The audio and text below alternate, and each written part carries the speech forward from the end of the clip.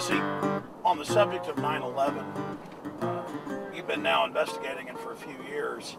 I wouldn't say investigating, just making myself more knowledgeable of it, reading about it, and not necessarily accepting the mainstream media's results and the things that they say, and certainly not accepting the government's conclusions fully. But you've been actively investigating for the last few months, and without getting into too many specifics of your TV show, you've discovered that they are trying to hide something. Well, if they're not hiding something, let me put it this way: they're certainly not cooperative.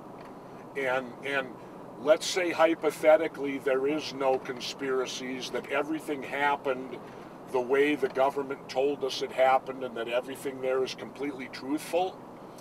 I guess my question would be, then why does the government behave in a manner that makes them look guilty of something and then allows conspiracy theorists the foothold to go with them? Because if they were upfront, forward, and open, and if it truly is what they said, that would then debunk all these theories. It would be an open door to where people would then see, and if the theories are just theories and they aren't reality, it would clearly work out that way for them. But when they give you a story and then won't defend it in any way, shape, or form, and they say that that's it, we stand by it and we take no questions. Like, say, take for example NIST, the people who supposedly investigated 9/11 and all of that. Well, they come out with their report, and they won't even discuss the report. You're supposed to just take the report, accept it, even though you may read the report and you may find 3 or 4 things in the report that you have questions about. Well, they won't answer those questions. Well, Governor, they've contradicted their other reports and statements about fuel oil, about weakening steel, about bad construction, about 25% of the south face being knocked out by the north tower, and then there was video of it not being damaged, like they said, a few windows knocked out. So they've already backed off, and now major scientific firms, who aren't even part of the 9/11 truth movement, are coming out. This just happened the last few weeks, and are saying, well, what about this? What about this section? What about that section? This doesn't make sense. And then major building firms are now being told by the feds, you've got to change how you build buildings now, because they're not safe. We thought they were always safe, and large firms are going in and challenging the government's new regulations based on this NIST report, saying this just doesn't add up. So it's amazing. Oh yeah, it's to me, let the truth stand. If it's what they say, then defend it. And the fact that they just put the reports out and we're to accept them, whether they make sense or not, is ridiculous. What about Osama bin Laden not being on the FBI's most wanted list for 9/11, and bin Laden not being indicted for 9/11, but he has been put on the list and has been indicted for the coal and the bombings in Africa? Well, and again, that's very interesting, because it's our government, again, not following it structured the way it's supposed to be. In our law and in the legal process here in the United States, you have to charge someone with a crime before you can arrest them. Or if you do arrest them, you have a certain length of time in which to charge them with a crime. And it just seems to me very strange that we would put a bounty on bin Laden's head before we've actually even charged him. That's worse than the Wild West. I don't think that Wild Bill Hickok and all those people back in the days of the Wild West even operated that way. You have to charge someone with the crime first.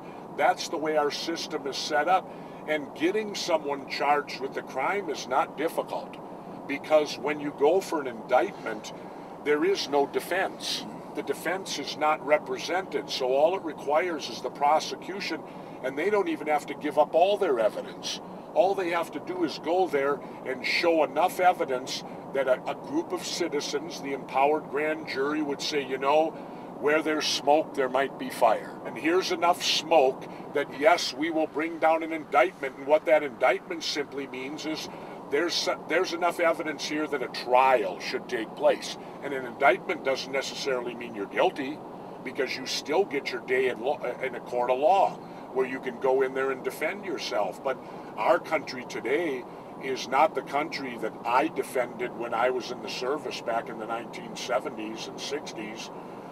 Since 9/11, we have been following the teachings of Hermann Göring, yes, a Nazi.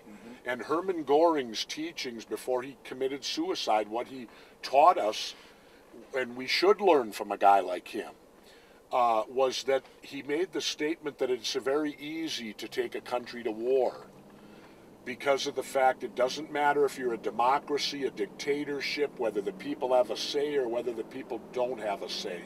It's very easy to take them to war. Number one, you must convince them they're under attack. Number two, you denounce the pacifists for being unpatriotic. And number three, you denounce them for putting the country at risk through the position they take of empowering the enemy. Now, that's exactly what Hermann Göring stated, and that's exactly what we've been following since 9/11. And that disturbs me a great deal, that we would be following what a Nazi would teach. And I think but yet Göring was not a dumb man.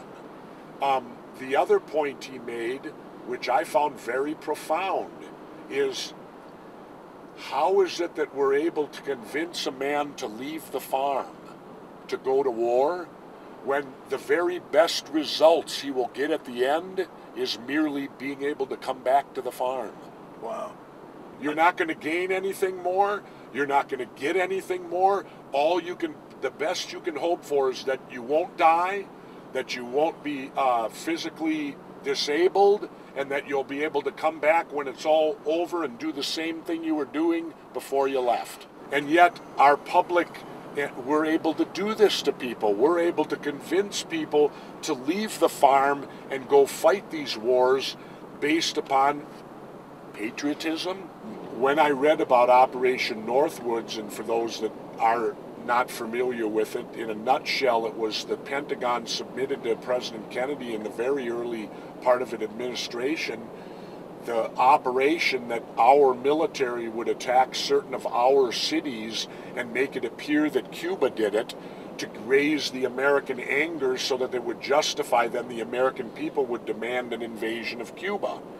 Well, when I learned of Operation Northwoods, I thought to myself, you mean if that was on the table in 1961, it wouldn't be on the table in 2001? And then you have this PNAC document that Nexus is in with. Yeah. And you sit and look back, and then you find out that President Kennedy, a month later, no one knew why, fired the head of the Joint Chiefs and replaced him. Well, Kennedy never gave a reason, but you'd kind of have to think Northwoods had to play a bit of a role in that. I think that I would have been even more bold than Kennedy. Do you know what I would have did? What? I would have arrested them on charges of treason. That's what should have happened. Because in my opinion, what they put forward in Operation Northwoods was treason. Hey, Willie, how you doing? Good, good. This is Alex. I'm about just about a 1/10 of a mile away from your house. I'm right up here by the gate. Okay, so that's what I've heard. Even when you're at home, you like to stay on the bus. There's Willie. Sorry, Willie, we drove by. We didn't know which bus. You know this fella. I know, Jesse. Willie. Yeah, all right.